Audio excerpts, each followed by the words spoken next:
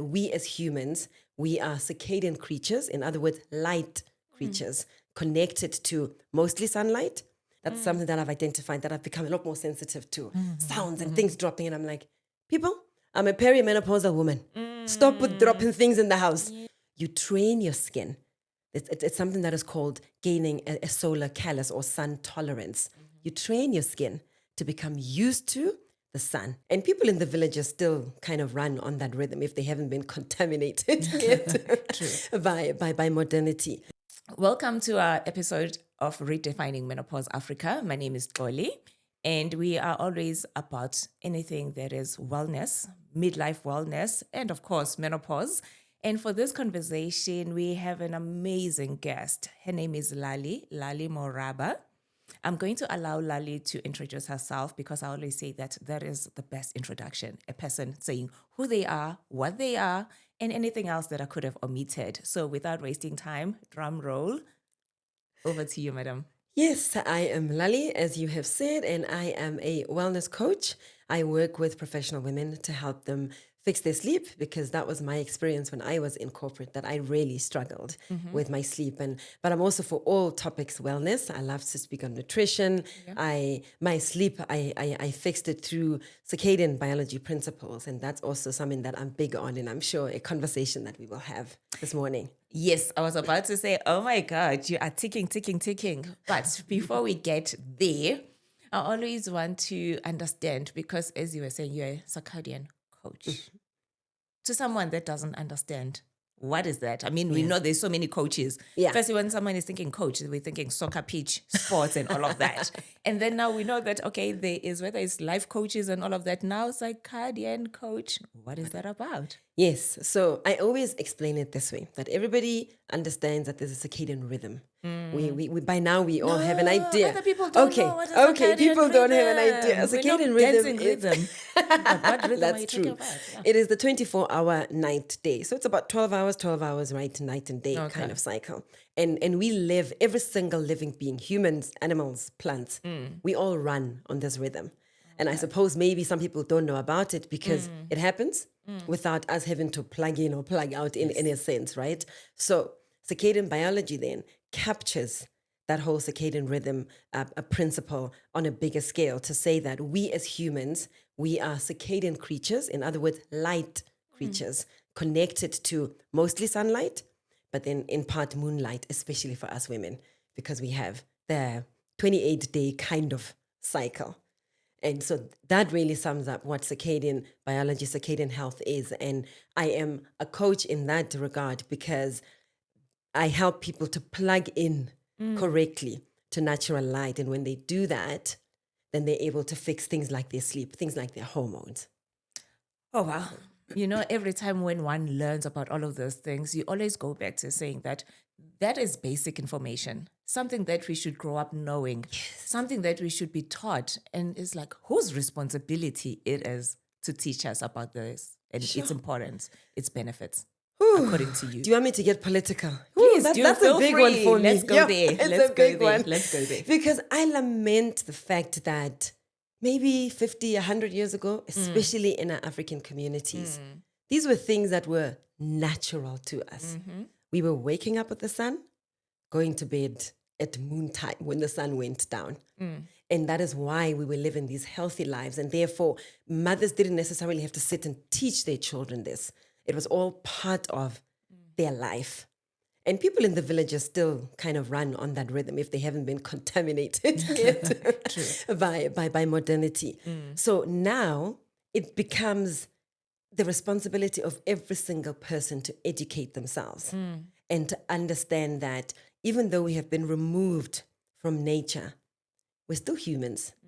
We will never be anything but biological beings, and we need to go back to connect with that. It is just so sad, which is why I was saying, I can get political about this. It's so sad for me that we live these completely disconnected lives where we are now no longer part of nature, but part of buildings, where we are right now, part of this artificial light and part of Wi-Fi, and which itself is electricity, part of electricity, which Even we this. connect. Even exactly, Yeah, which are That's a not fitness good for tracker, us. right? Yeah. Yes, those kinds of things. Yes, even those things, and we don't connect with the natural light that actually makes everything run well in our bodies if we were to connect. So that is why I'm doing what I'm doing, to educate people on this. And every single person I speak to, it makes sense, they all say, but it's harder for them to do. So true. So true when you Yeah. say that it makes sense. Sense. Because I always say, that I'm big on nature and all of that. Mm-hmm. And also, it took me, obviously, reaching a certain point Yes. to hit that stall. It's like, actually, how else can I bring me back to my optimum self? Because that's another thing. Normally, we're just operating. It's like we're on a Ferris wheel. On what is it, autopilot kind of. Yes. Before we go far, Yes. can you share your own story? Because I always say that relatability plays a huge role. Okay. So that when someone is listening and they've heard obviously what we started to speak about, Yeah. but there's so much power in real lived experiences. And also people connect more with someone that has walked the journey themselves, other than someone that comes with book smarts. Yes. So my story really starts with sleep problems, as I say, and that happened since I was little. I was never a person who slept well and deeply. And I always used to think, my parents also don't sleep well. So it wasn't even like I had a conversation with them to say, I'm struggling with my sleep. It was just part of what was then. And then growing up, being in high school, university, we're studying, we're cross-nighting, we're trying to get ahead in life, because that's what we're also taught, right? Yep. Get ahead in life. So you sacrifice everything, your sleep, your health, because you need to get ahead in life. And I think it really came to become a big issue, and it came to a head for me when I was now working, and I was doing the crazy 3 a.m. mornings still in the office doing work or driving home. And then I had my first child, and that colliding together, then I was just not coping. I was not coping. And when I was what, my late 20s. And so I'm still young enough for my hormones to keep me functioning. But I think also childbirth then kind of undid me there. And I realized that this is not a life. But I must say, I think the realization probably came in retrospect. It wasn't at that time, because also working as a corporate attorney, everybody around me was doing that. Everybody was doing late nights and early mornings and really pushing themselves hard. So who was I to think that I was an exception, right? It was only when I left that, without really saying this is why I'm leaving, but just thinking, I'm just tired of this and leaving that. Then I looked back at my life and I realized that essentially I was so tired and so disconnected from myself that I felt like I had to run away from that. And then I've also been somebody who was very much interested in health in general, health and wellness. So I would try different things to help myself, not just with my sleep, but also with other health issues I had. I had like stress issues, digestive issues, and just energy, of course, connected to the sleep issues. And so I was always trying different things, hacking this supplement, that supplement, but nothing really giving me the results that I wanted. Some things would work for a week, for a month, and then after that, we're back to square one, right? Exactly. I still have some of the supplements that I was using 5 years ago, just to remind you that these are the things that I tried, man. And they just didn't work. And I look at the doctor's bills that I had then also. I could be a very rich woman if it wasn't for that, because I was also trying not to be reliant on pharmaceutical drugs. So I was doing a lot of alternative things, which a lot of us now are aware of that space, and it is helpful, but only to an extent also. Because again, it's about connecting with the foundations of nature. And that is the part that we downplay so much. Or even if we don't downplay it, we just don't know it at all. We overlook it so much. And then about 5 years ago, I started learning about circadian rhythms and circadian biology, and about turning off the lights early at night, waking up with the sun. And I think it was, I was lucky enough that it was around summertime. So I was waking up early anyway, and just starting to just go outside first thing in the morning instead of grab my phone and start scrolling on my phone and checking things. Go outside in the morning. And I must say I was skeptical, but I was willing to try it. And I wouldn't be able to say at which point I noticed the difference. It was only when I looked back again and I thought, hang on, I'm falling asleep and I'm staying asleep. What's happened here? But it wasn't a long time. It wasn't like 6 months or anything like that. Maybe about a month where I realized that I'm actually sleeping well. So now it's been about 5 years that I've been sleeping well, not perfectly, but sleeping well enough to be no longer to be afraid of going to bed.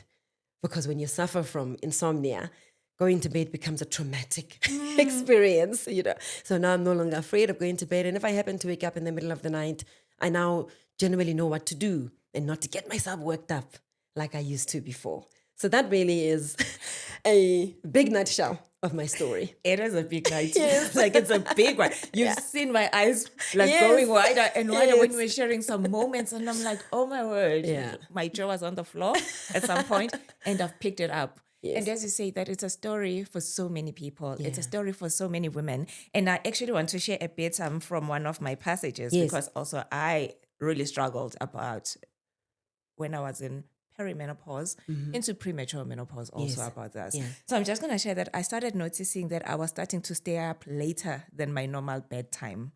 Midnight will come and go and I will still be wide-eyed like an owl. And when I eventually fell asleep, it would be a case of night sweats combined with tossing and turning. Come morning, I would want to scream because it would feel like I had just closed my eyes. This led to fatigue, irritability, and mood swings. Oh, yes. Bloodshot eyes started becoming my normal look. I remember one Sunday when I was going to meet for lunch with my friend, I had to make a quick stop to buy eye drops because I couldn't bear how I looked. I looked like one of those zombies from the Thriller video by Michael Jackson. I knew that I Yeah. could only blame my job for up to so much. Some things had to give, but what? And then I'll go on to share like the various things that I try to do and all of that. And as the sleepless nights diaries gained momentum, I figured that I could either become a Facebook insomniac, FI, or get productive one. So that's when then I started doing crafts and all of that. Yeah. But it's a story for so many people, these nighttime diaries.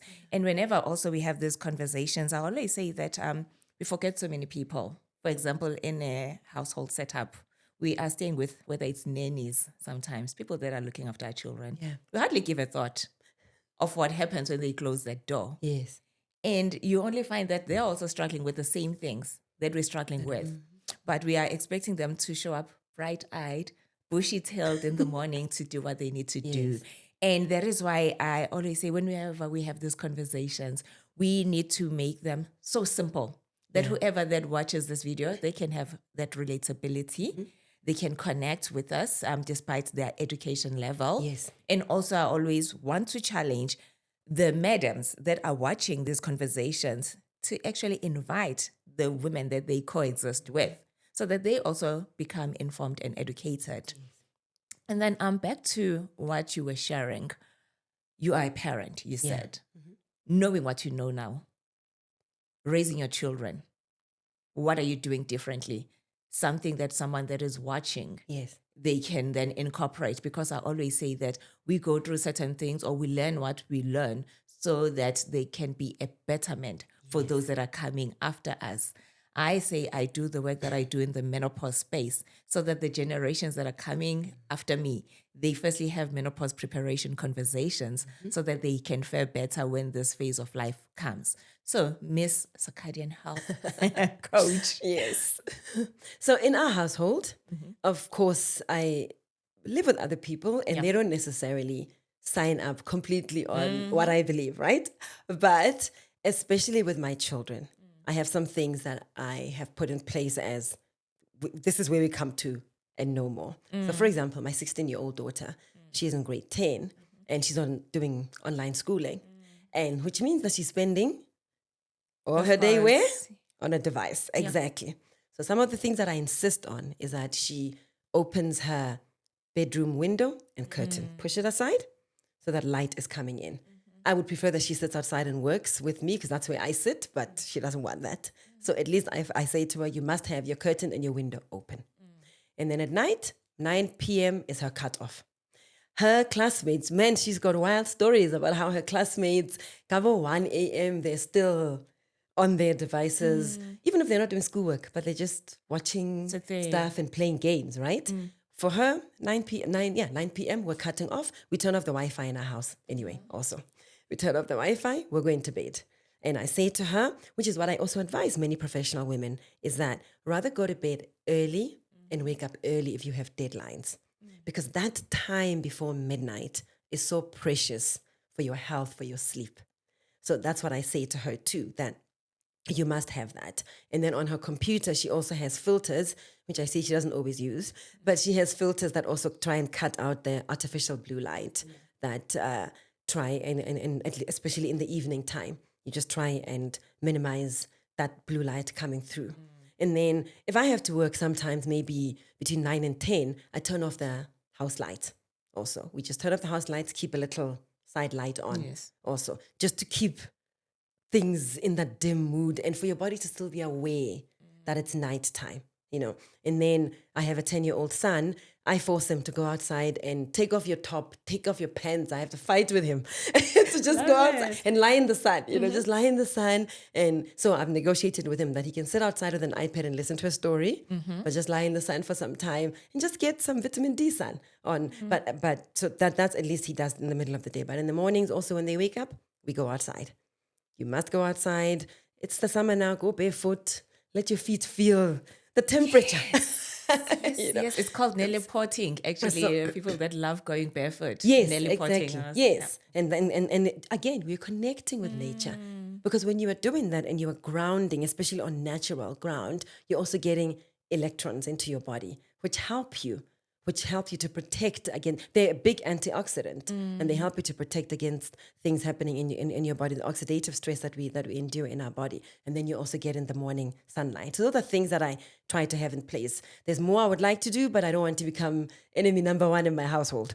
So yes. Yeah, it's a thin line, right? It's a thin line. But that's also what I advise my people who would listen. I mean, I don't go out giving unsolicited advice to my friends who are parents, but when they ask and they are willing to change some things, I say to them, these are things you can do with your kids because unlike us, right? These kids are being exposed to things at 3, 4, which thankfully that wasn't our case. That's what I was about to say, that there's also the difference between this generation versus the other previous generations. They are born into so much of that. I mean, most of us were born with no electricity in the house. Exactly. So that already was a plus if you look at it. But when you don't know better, sometimes you could be jealous of your friends that they already had like electricity in their household. And I also wanted to say that we were happier because we were running around. It was a standard, you know. You were living, I mean, we played standard at school, right? But then there was also the after school games, whether in the streets or in someone else's yard. Definitely you're going to take off your shoes. Definitely, especially if you haven't sprouted breasts, also you'll find yourself stripping your tops also. And it was safer. And it was safe, yes. We were not being also looked in that light. It was safer. So we were happy naturally. And that's what I always make an example also to people when I like, let's go hiking. And they're like, oh no, I walked too much as a kid. And I'm like, but it's not the same. That's sad. And also think back how happier you were. And now we've got cars. We hardly like get to walk. As you say, we wake up, we're switching on the lights. You get to the office, it's artificial lighting. You knock off, get in the car, you get home, you switch on the lights. A week can go by without being exposed to natural lighting. So fresh air, even as you say, because some people don't even open their windows. Yes.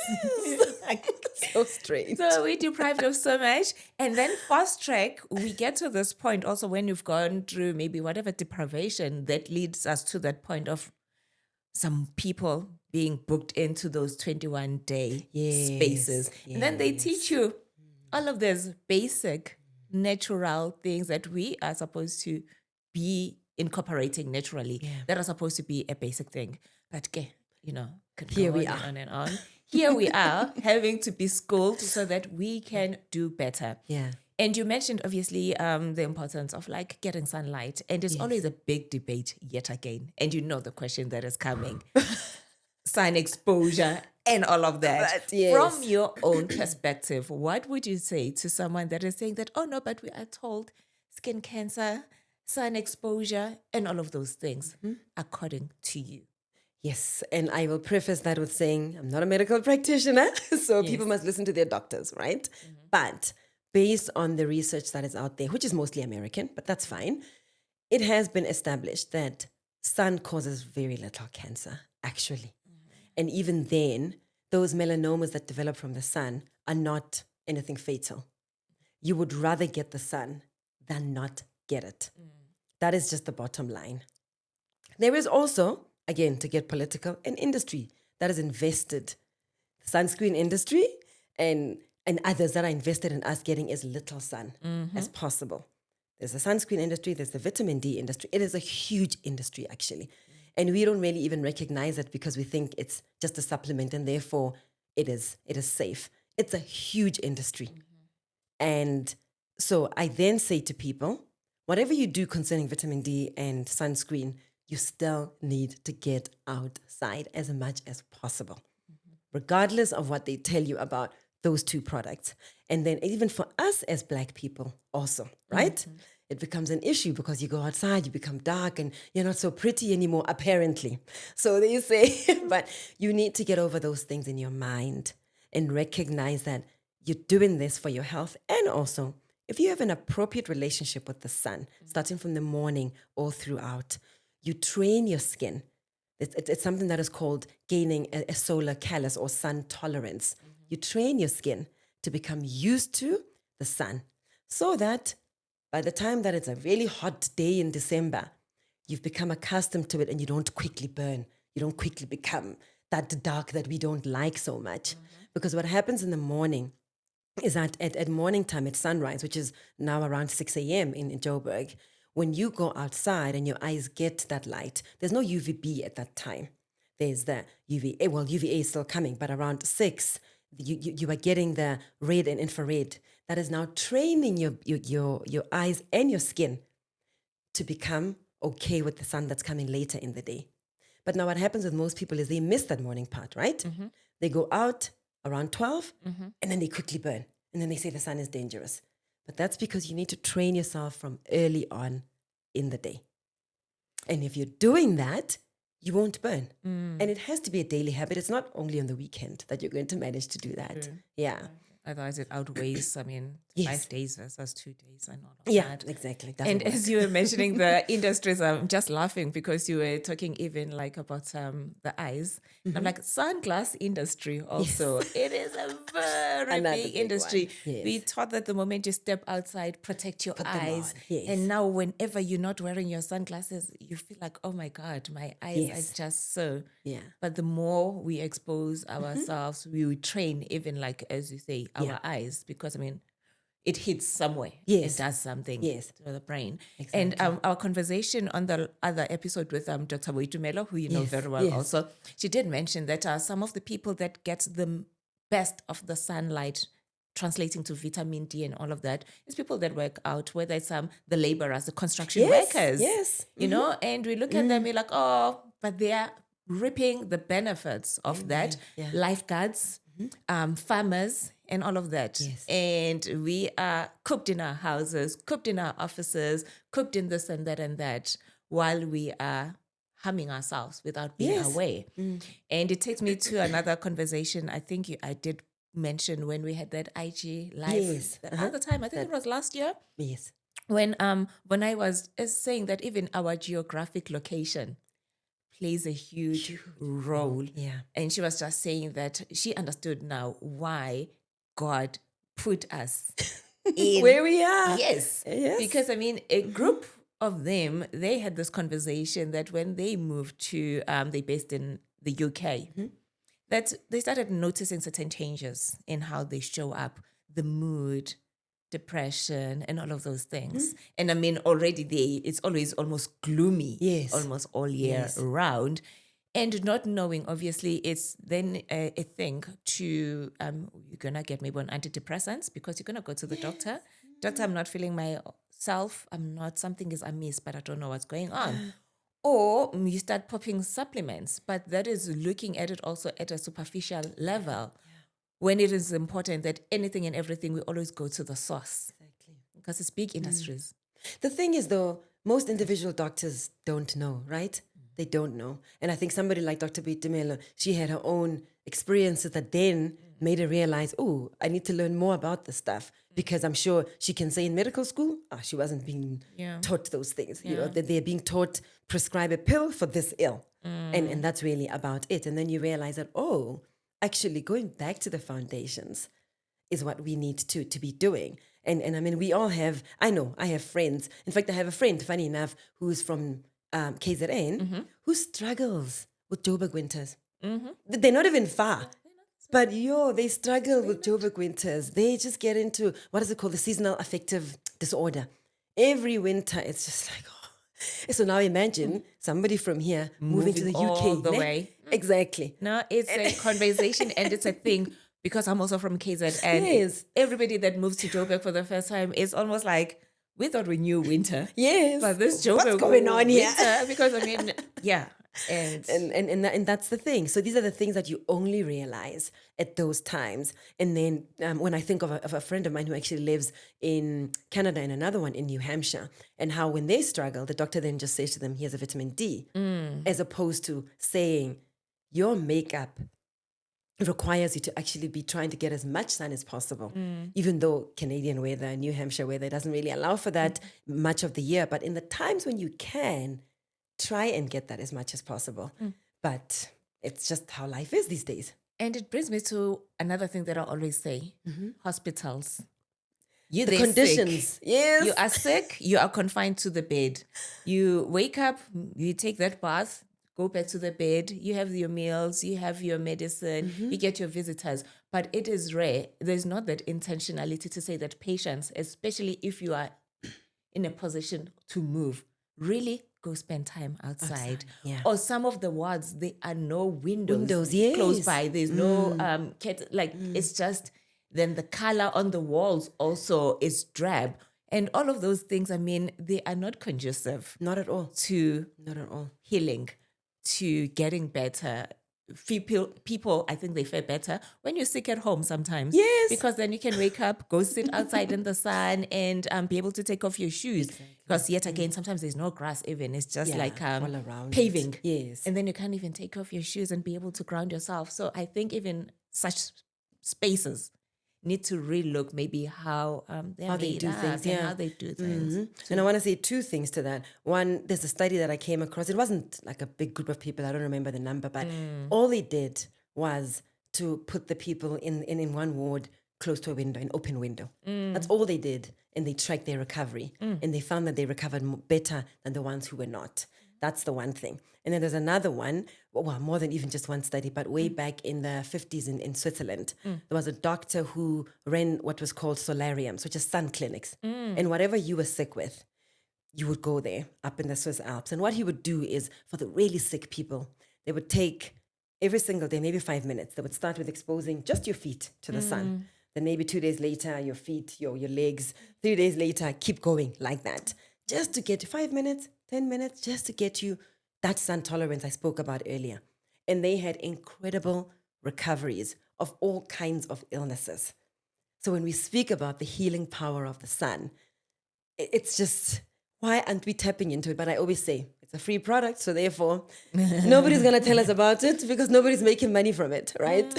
Hence the importance of these conversations. Because I always say informed equals empowered. Yes. Because then even if you are not doing it, but the information is already there, then at the right time, then nudge, nudge, life will remind you that you have been blessed with free gifts that are here for your optimum operation, as because we operate, right, most of the time. And then when it comes to lighting, like we see the blue globes, we see the red globes and all of that, then there is like these harsh ones. And what is your advice? What kind of globes should we go for if really we need to try and substitute now what we are for our better and optimum existence? So thankfully in South Africa, we still have access, not a lot anymore, but access to the old Edison incandescent light bulbs, the ones that we used to use in the 80s, 90s. Most of them are being replaced. You can see that. And we only now have the LED in most shops. But I've still been able to buy via take a lot, the incandescent light bulbs. So that's the ones that I use in most spaces in my home where I'm able to put that kind of light bulb in. And so that's the ones that I recommend because they actually have a similar platform to natural light. Not quite the same, but at least they're not harmful. Unlike the LEDs we have. So even though right now we have the different colors, the red, the blue, the greens, ultimately those are still all LED bulbs. So I try to discourage use of those except for the red, because the red ones, at least, if it's like maybe a 40-watt red bulb, it emits the red color. So I actually do have one of those in my house where it has that red color, which is a lot more peaceful and calming on most people. Some people, it does other things to them, but that's an exception and not a story for today. But for most of us, it actually does help to have that, especially after sunset. Maybe you can turn it on in your house around 8 and that. And also another thing that I would want people to be aware of is that for us women, we are affected by light differently than our male counterparts. And I've noticed that in myself. And when I have conversations with people, they're like, oh, okay, now I realize, which is why for me, it's important to say that I'm going to turn off the lights after 8. I've had the conversation with my husband that it affects me very differently.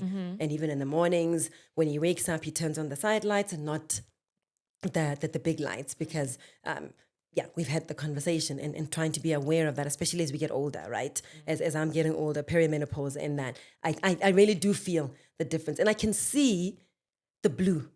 I can actually see the blue in the LED light bulbs, and it makes me feel weird. It's not a nice feeling at all. So I do then recommend to people to get hold of the incandescent light bulbs as much as possible because in the US they've already banned them. So buy them and stock them in your house. Okay, the reason that they're banning them, I know. Again, I mean, the freedom of expression. Yes. The reason that they're banning them is they are saying that we are trying to conserve energy. And the Edison light bulbs use more energy. So therefore they're saying, let's only do LEDs. There's economic interests, of course, right? And they only wanting to protect that industry because the LED doesn't emit heat. Whereas the incandescent light bulb, when you put your hand close by, it's very hot. And so that heat is wasteful, they say. But the fact that it emits heat is actually then what helps it not to be harmful towards us. That's exactly it. So then I say, while we still have freedom in SA, buy them and make sure you have them. Stock up. the way people were stocking up on toilet paper. Exactly. Stock Stock up. But they've also become quite expensive, I've seen. I mean, I'm not finding a light bulb for less than 100 Rand now of those ones. So, but I mean, it's not a lot of money to pay for your health. So, yes. Interesting. And then candles? Yes, if you can. It's just that it's not safe, right? Much of the time if you have children and such. But candles would be the best, actually. To be honest, candles are the best thing. And even as you say that, you reminded me, the salt lamps also. Those Himalayan, the pink ones, also wonderful.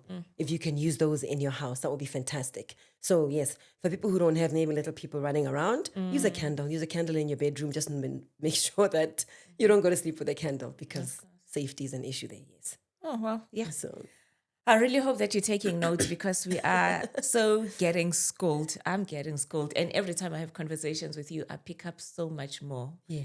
And I love that you also were touching on perimenopause. Yes. So you are perimenopausal Yes. right now? Oh, yes. How's the journey? How's it going? Oh, it hasn't been too bad. It really hasn't been. I think it's been an interesting time in learning my body. I'm actually really excited about learning my body and recognizing just how little I knew before. And I'm just like, man, women, we're not taught about our bodies. And again, going back to what we were speaking about earlier, the fact that we've been removed from our communities is such a huge disadvantage for us. This grieves me. It grieves me so much because I'm now having to learn via Google, which sends out inconsistent information, which doesn't connect with me, and even with the fact that I'm a Black woman. It's a lot. It's a lot, right? So I'm excited about learning about my body and teaching my 16-year-old daughter also. Teaching her about, a few days ago I was talking to her about noise. That's something that I've identified, that I've become a lot more sensitive to. Sounds and things dropping. And I'm like, people, I'm a perimenopausal woman. Stop with dropping things in the house. Because this noise The other time when I was mentioning the symptoms, when I say that, sensory overload becomes a Yes. thing, whether to sounds, to smells, Yes. to so much. And people that you're coexisting with, they can be looking at you like, "Ay, man, what's wrong with you?" Because It's been exactly that. The smells, the sounds, especially. I think the sound is the one that I noticed more in the past few months, that I've become a lot more sensitive to that. So I've said to my husband, even like sometimes, shouting at the kids, I'm like, yeah, please. speak to them. Shout at them. Because and maybe to me it sounds like he's shouting louder than But he he's used to, still right? It speaking might be like elsewhere. that also. But I'm just saying, let us have open conversations about it. Be aware that this is happening. I mean, my cycle has become a bit irregular also. So I'm also just studying that and seeing, okay, what's happening? What's happening here? What do I need? I'm taking notes to make sure that when I see a doctor, I can give them a story of what's been happening for me and what I've been experiencing. I mean, nothing that's been debilitating, thankfully, really. But I am, as I said, I'm excited about just learning about my body and not feeling like it's an inconvenience or something to be ashamed of. And I mean, to be quite honest, you're also part of that. The conversations that you're having out there, it's so, as much as I knew about this stuff, you are, like, at least once a week, I'm seeing something that you're saying, right? So therefore, it makes me very conscious of, man, be very open about this. Be very open about it and have the conversations. So, yes. I love the enthusiasm around this phase, because Yes. that's the thing. We need to change our mindset, how we're looking at it. It's a rebirth. Like, it forces you to come back to yourself and rediscover yourself. Like, how do you take care of yourself? How you prioritize yourself? Because normally women, they prioritize everybody else but themselves. And it's not from a place of being selfish. It's from a place of being self-full. Because if you're full, then you're able to pour to everybody else. And the importance of the conversations, as you're saying, that they play a huge role with the people that we're coexisting with. Yeah. You've just mentioned a 16-year-old also going through her own Yes. phase. On the other side, right? Yes. Then you've got someone who's going to be approaching tweenhood, also your 10-year-old. Yeah. And then your partner also. He's going through his own changes as he's Yes. getting older with his testosterone levels and all of Yes. that. So I love that we are able to have conversations that are always going to allow families to continue thriving through all these phases of life. Yeah. Full stop for now. And that comes to food, because I love your posts also. When you are reminding us of the things that are going through our mouths, that we are taught to eat for enjoyment Yeah. more than nourishment. So, ma'am. Oh, yes, right? And again, nourishing food can be and is very enjoyable. People think health is lettuce leaves, but no. You never have to put the lettuce leaf in your mouth. I say to people, it's not the epitome of health. You honestly never have to do that. But what you need to do is to eat real food. Again, people think food comes from Woolies. We love Woolies. We love the convenience. But be connected with the food. Understand what's in that packaging. Why does it have pretty packaging? What are they actually trying to do? Because an apple is an apple. It doesn't need branding to tell you how many things I have in there. But sometimes they have to do that for these other products because they're not actually real food. So I don't subscribe to diet dogma that says you must be low carb or you must be vegan or any of that. I don't. I've done those things. I know the pitfalls of them. So I no longer do that at all. I simply say eat real food, eat single ingredient food, eat it in season. So if you're living in Joburg, you're not going to find peaches in July. If they're Having there, watermelon.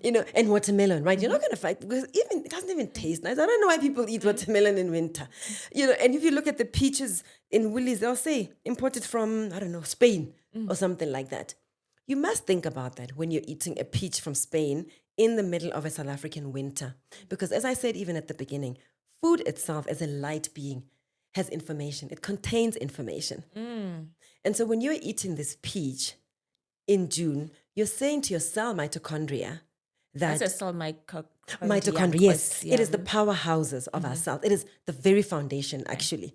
We talk a lot about DNA, but really our mitochondria are the most important we have what is called mitochondrial DNA. And that is the most important thing. That's where we get our energy. That's where we get our life force and everything from us. So when I'm now eating this peach that comes from somewhere else, I'm saying to my cells, it's summer. But actually my light outside says it's winter. My eyes are saying it's winter. My food is saying it's summer. What's going on? We get this conflict inside of ourselves, not just on a physiological level, but even psychologically and spiritually. And we're unaware of that because we also live in this Western construct where everything is just meant to be physical, right? We don't realize the spiritual element of things. Can I ask a question? Do we then also confuse our bodies when we go on holiday? Like now, say in our winter in July, Yes. then I go to New York when it's the summer. And No. I'm eating those fruits and all of those things. Because no, you're not confusing your body if you're in that local environment. Okay, because the light and everything, we are in tune. In that exactly. Cool. The Okay. problem is me sitting in Joburg having a peach. That's the issue. Yes. Okay. So there's those kinds of things. And then there's just being able to cook your own food. So even if you're buying pre-cut butternut woolies, that's fine. No problem with that. But buy that one as opposed to the one where you don't know what they've put in there. And some of these ingredients, they don't even have laws where they have to list every single thing there. So we want the convenience, that's fine. Buy the pre-cut veggies, the pre-cut fruit, but make your own food yourself. Or buy from somebody who makes it from scratch, And then I also like to speak a lot on the vegetable oils. That's where I really get very specific in there to say, these oils are causing so much harm to us that I recommend to people to use things like coconut oil and animal fats like butter, ghee, and beef fat, if you can find it. I mean, places like Jackson's, they sell those. But I don't often even speak a lot about those because they're expensive. You don't have to go there. But if you can get hold of butter, use that in your cooking. Get hold of coconut oil, use that in your cooking. And then you're protecting yourself from the sunflower oil, the canola oil, which is the ones that can be quite dangerous, again, And they're to your easy, cells. accessible, and more affordable. And there's a reason they're more affordable. There's a reason because they're not real food. And they're made in labs where they were a waste product. And they decided to turn it around to make it something that they can sell. So when you're aware of those kinds of things, it also makes you very conscious about buying convenience foods. Because then you realize that every single thing I'm eating here is a problem. But I want to caution people to say, I don't want people to become obsessive and to lack peace because you're going to cause stress to your body. So if you want to go out and have lunch with your friends, go out and enjoy your lunch. Not a problem there. It just shouldn't be an everyday kind of thing that you were eating out as opposed to eating the food you've made in your home. And it's very possible to poison ourselves with food every day. Because I'm just thinking, if I'm having a magwinya and an energy drink ekseni on my way to work, then maybe, and it can even be a school-going person at that matter, then having a quarter during lunch is like this white bread with everything that is fried and all these oils that you've just mentioned. And then snacking in all of these things during the day also. And then evening, maybe you will have something that is cooked because maybe. That's the one time, But that is the one time. And speaking of also all these breakfast buffets and all of this and the cereals and all of these energy bars versus having warmed imfudumezo food from yesterday. Which one should I go for? I already know the exactly. answer. I would rather eat your rice and meat from the night before, not Kellogg's. Really. Oh my God. I am thinking like we've mentioned quite a number of spaces and they're gonna watch this podcast and be like, oh my God. You'll be in trouble, not me. You know what? Informed equals educated. And this is your insights, obviously. And I mean, as we say, nobody's being forced. Yes. But people need to know as much as possible. Take whatever that works for them. And I wanted to also go back to menopausal women. Yes. Is there certain foods, maybe, knowing what you know now? Because, I mean, firstly, we know things like your insomnia are a thing. Yeah. So also we grow up sometimes eating a certain way, but our bodies, when it hits this phase of life, sometimes I cannot tolerate some of these things. So what do you suggest, like for a menopausal woman, holistically, what things can they look at, whether it's from food, changing their sleep, movement and everything? I just want you to compress everything because, I mean, this is such a broad conversation and the time that we have is So with to start again with the light, I would say they really need to get as much light as possible. If they can build that foundation, I talk about light as the first step on your staircase. If you have that one, other things will work out a lot better. You might actually find out that you're able to tolerate foods which you thought you weren't even able to, because light is also going to fix your gut health. It's going to help you there. Then with your sleep, if you're struggling there, I would say, see a medical practitioner like Dr. Bitimela. I mean, you're speaking about her magnesium glycinate, and that's something which I use also, which helps me quite a lot. So try and do things like that. Try and make sure that you're also doing the light things which help you with your sleep. Turn off the lights and early enough for you to be able to synthesize melatonin, which is the sleep hormone, for you to be able to fall asleep. Do things like that. Movement, do all the walking you can. Please join Chloe's hikes.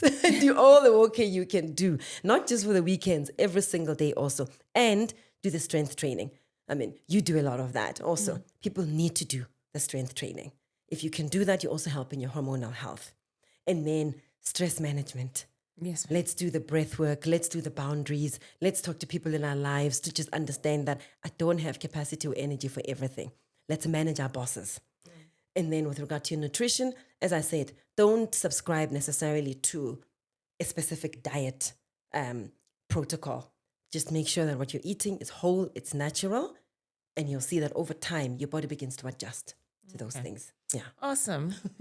On that note, I think this is a cue to say that we'd like for you to come back, because I feel love like to. this was a surface scratcher. Yes. Just to get people to kind of understand of certain things, but we'll go, I guess, more in depth on the next conversation. And having said that, thank you so much for gifting us your time, and I really hope that you found value in this conversation. And comment sections, let us know what was going through your mind as you were getting all of these nuggets coming your way. If you've got any other questions and things that you'd like us to focus on, please feel free, because I always say that we might be the two that you're seeing on the screen, but these conversations are for all of us. Hence, we are redefining health. We are redefining midlife. We are redefining menopause. We are redefining so much through these conversations. Having said that, please let other people know about this conversation, however way that you decide to introduce them to, but let us make sure that everybody has access to this education, to being informed, to being empowered. Thank you so very much.